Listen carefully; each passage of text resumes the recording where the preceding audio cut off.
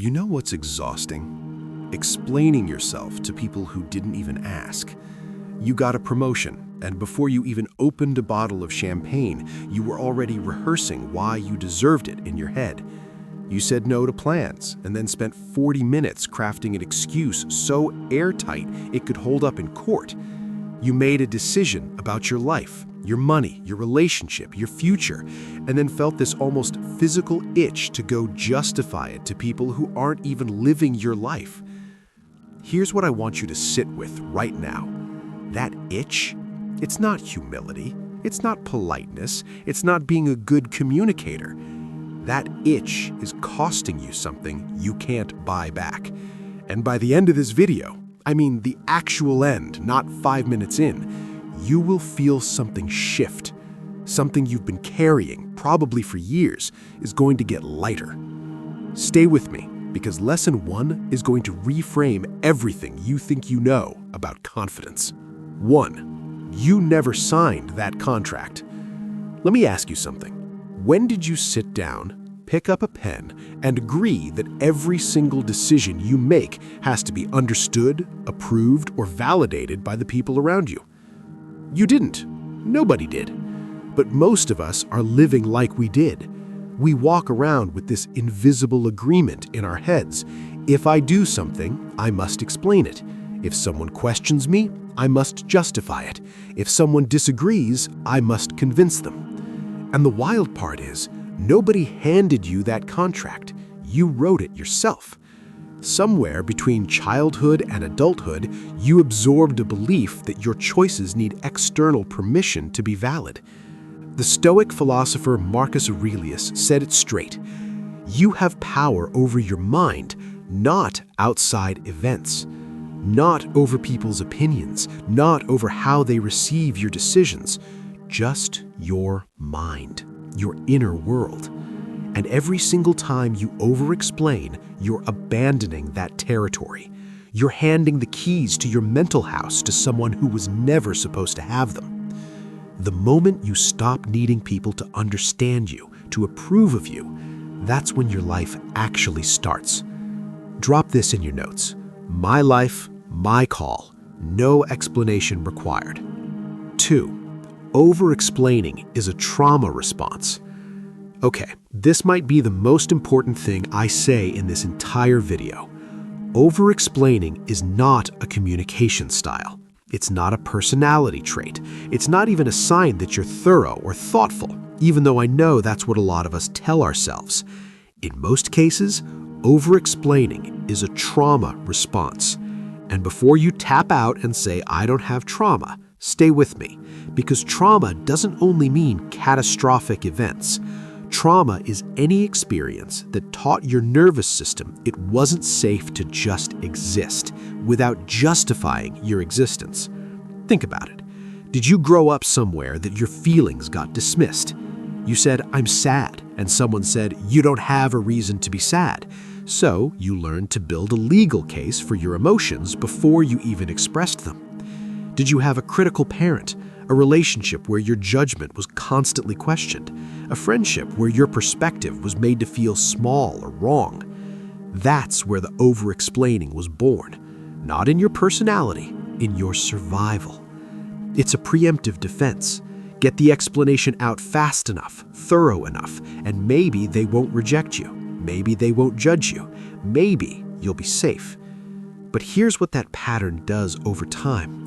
It trains your brain to seek external validation before trusting your own internal wisdom. And Epictetus, who was born into slavery and became one of the greatest philosophers in history, said, "Seek not that the things which happen should happen as you wish, but wish things to be as they are."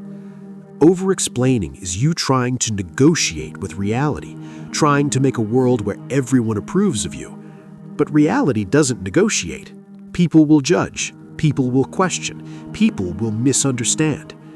The answer isn't to explain harder. The answer is to stop letting the possibility of judgment run your life. Try this for the next 48 hours. Every time you feel the urge to over-explain, don't judge it, just notice it, and ask yourself one question. Am I explaining because this serves the conversation, or am I afraid? That question alone will start to change things. We're 5 lessons away from the one that's going to change how you handle arguments, criticism, and conflict. But first, lesson 3 is one most people have never heard, and it's completely counterintuitive. 3. The more you explain, the less they believe you. There's a psychological phenomenon called the over-justification effect, and it reveals something that should stop you mid-sentence next time you start rambling. When you give someone too much justification, their brain trusts you less, not more, less. Think about the last time someone was trying to convince you of something. A salesman, a politician, a friend with an obvious agenda. Did they pile on 17 reasons? Did they seem almost desperate for you to believe them? What happened in your gut? You pulled back, you got skeptical. Because what the human brain hears in over-explanation is, if this person needs to justify this much, there must be something worth questioning. Psychologists call it reactance. Push too hard, and people push back. Here's a real example. Someone asks why you left your last job. Person A says, "It was a combination of factors, really. The management style didn't align with my values, and there were communication issues, and I felt like my skills weren't being utilized, and the commute was difficult, and honestly, the culture wasn't." Person B says, "It was time for a new challenge. I learned everything I could there." Who do you trust? Person B, every time. Not because they're more honest. Maybe every word person A said is true. But person B communicates something that person A doesn't. Certainty, groundedness, self-possession. Marcus Aurelius called it self-respect in communication, trusting that your words carry weight without needing to bury them under an avalanche of justification. Every extra word you pile on out of fear, that's a quiet act of disrespect toward yourself. It says, "I don't trust my own voice to be enough." Screenshot this. Less words, more power. 4. The people who need you to explain yourself don't actually trust you. Think about the last time you felt compelled to over-explain. Really think. Who were you explaining to? In most cases, it's not strangers. It's the people closest to you, your partner, your parents, your best friend. And here's the uncomfortable truth buried inside that pattern. The need to constantly justify yourself to someone who is supposed to love you unconditionally, that's a symptom of a trust deficit in that relationship. Genuine trust doesn't require constant justification. Think about your most secure relationship, the person you'd call at 2 a.m. Do you over-explain to them? Probably not. You say, "I need this," and they say, "Okay." There's a baseline assumption of goodwill that makes all the explaining unnecessary. Now think about the relationships where you do over-explain. What's missing? In most cases, it's one of 3 things. A history of having your judgment dismissed, love that feels conditional on your performance, or a power imbalance where the less powerful person feels they have to constantly justify themselves to keep the peace. Seneca said, "Associate with those who will make you a better man of you." The Stoics were deliberate about their inner circle, not because they were arrogant, but because they knew the people you spend the most time with shape the internal voice you carry, even when you're alone. If the people around you constantly demand explanation, eventually you start cross-examining yourself before anyone else gets the chance. Quick tool. Take your top 5 relationships. For each one, what's your default expectation when you share a decision with them? Acceptance or judgment? That answer tells you a lot about where your energy is going. Write this down. Trust is earned. Proof is not required. 5. Silence is not a weakness. It's your superpower. Most people are terrified of silence. The moment a conversation pauses, the moment someone asks a question and there's a beat of quiet, most people rush to fill it. And in that rush, they over-explain, they ramble, they give information nobody asked for. All because they couldn't tolerate 3 seconds of quiet. Here's what silence actually does from a psychological standpoint. It creates space, and space in human communication is where meaning lives. When you speak without pause, you leave no room for your words to land, no room for the weight of what you said to register. But when you speak and then allow silence, your words carry gravity, authority, presence. Picture a job interview. The interviewer asks, "Why should we hire you?" Response A, "Well, I have a lot of experience and I think I work well with teams and I'm a quick learner and I've had some really good results in past roles and I'm really passionate about this industry." Response B, 3 seconds of silence. Then, "Because I've done this exact job before and I made my last company $3 million doing it." Then silence again. Who gets the job? Person B. Not just because of the content, because of what the pause communicated before the answer even started. That pause said, "I'm not nervous. I'm choosing my words. I don't need to fill every moment of this conversation with noise." Marcus Aurelius wrote, "If someone can show me that what I think or do is not right, I will happily change, for I seek the truth." That's intellectual security. Being so grounded in your own values and reasoning that you don't need to perform certainty through volume or speed. The practice: before you answer any high-stakes question, pause for 3 seconds. Not awkward, not fidgety, still, intentional. Look at the person, take one breath, then speak. You'll say less, and when you say less, you say more. Remember this. My silence speaks louder than their noise. 6. Stop defending yourself in arguments. Here's what to do instead. Here's a scene you've probably lived. Someone criticizes you. Maybe it's true, maybe it's false, maybe it's somewhere in the middle. And immediately, before they've even finished their sentence, you're building your defense. Your heart rate goes up, thoughts start racing, you're gathering evidence, forming rebuttals, preparing your case. And by the time they stop talking, you're not even listening anymore. You're just waiting for your turn to explain yourself. This is called defensive reactivity, and it is one of the most quietly destructive patterns in human communication. Because when you immediately defend yourself, here's what you're actually communicating. You feel threatened. And when people see you feel threatened, it often confirms to them that they've hit a nerve. You signal you're more interested in being right than in understanding what happened.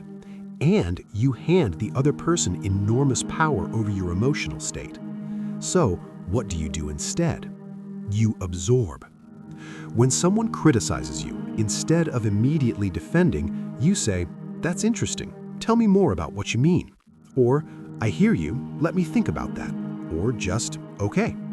Not, "Okay, you're right," not surrender, just, "Okay."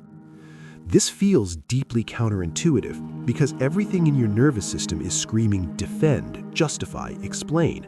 But here's what happens when you absorb instead. You completely disrupt the pattern of the conflict.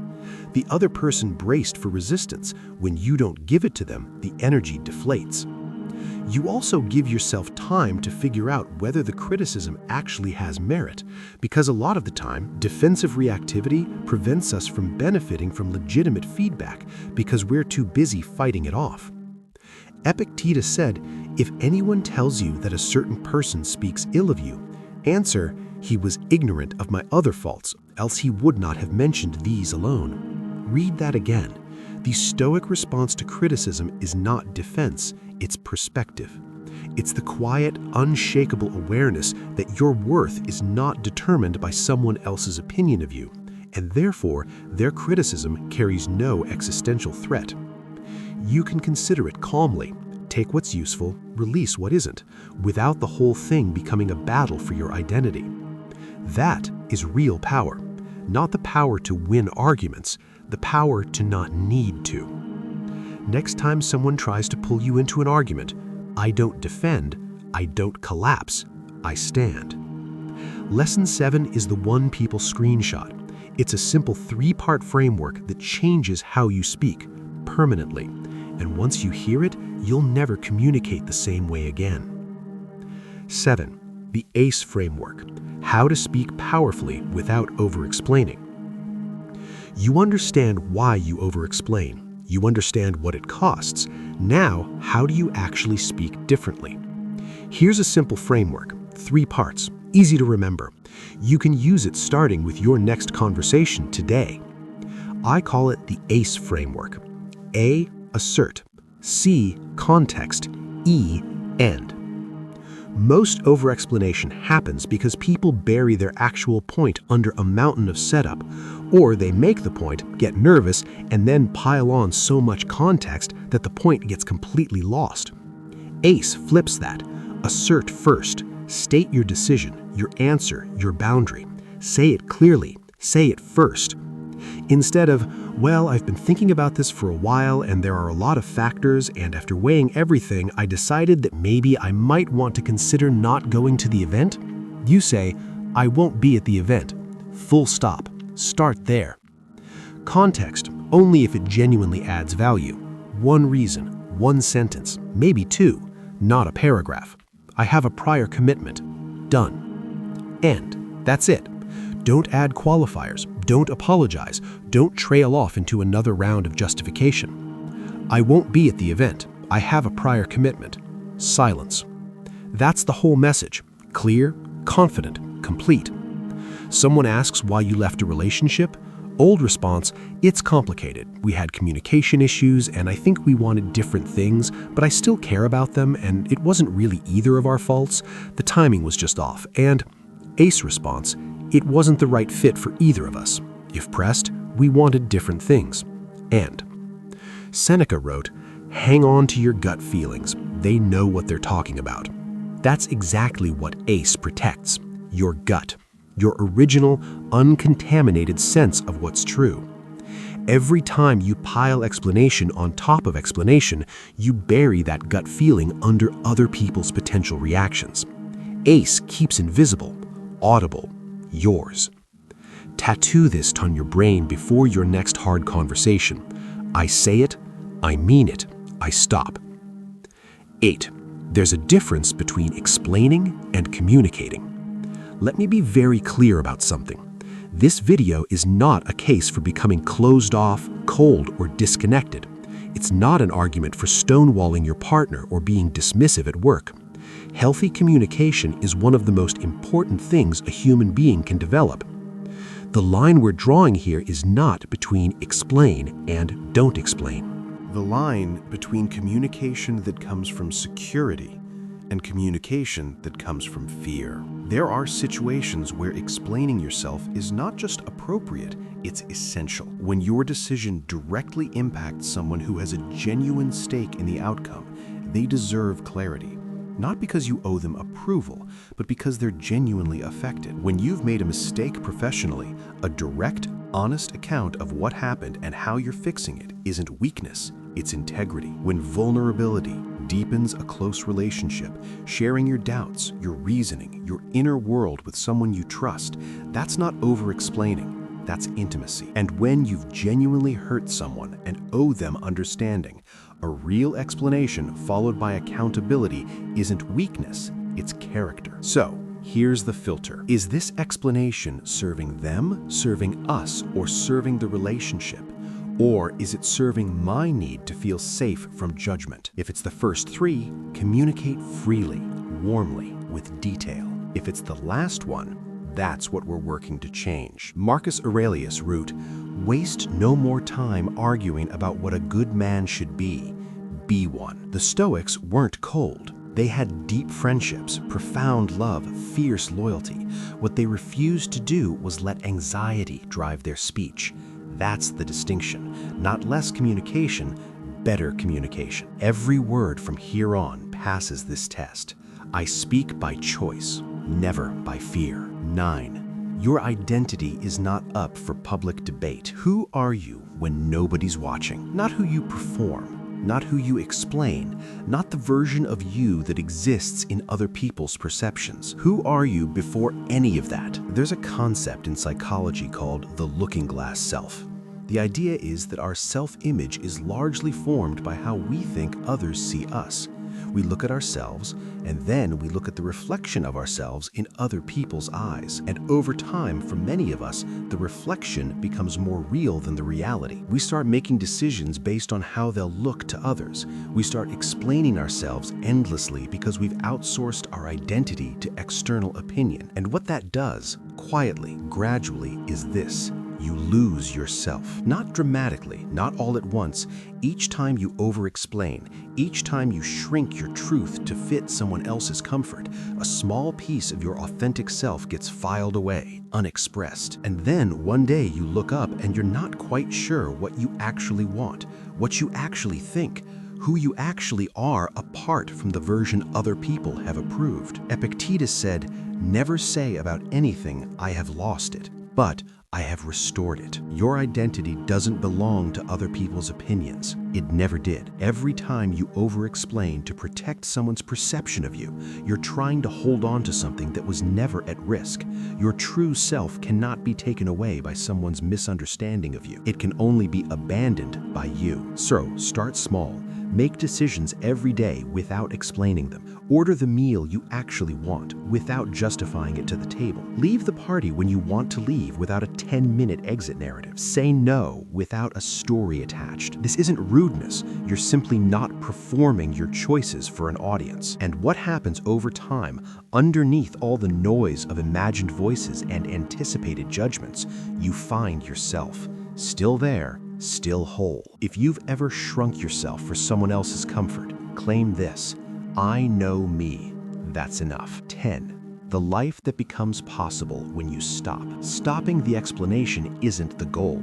The goal is what stopping makes room for. When you stop spending energy explaining and justifying, when you reclaim the mental and emotional bandwidth that was tied up in seeking approval, here's where that energy goes. Your creativity expands. Most people don't realize how much creative energy is consumed by approval seeking. Every time you censor an idea before it's even born, every time you don't start something because you're already imagining the criticism, that's creative energy that never finds expression. When you stop defending and start doing, you access a level of output most people never reach. Your relationships get dramatically better.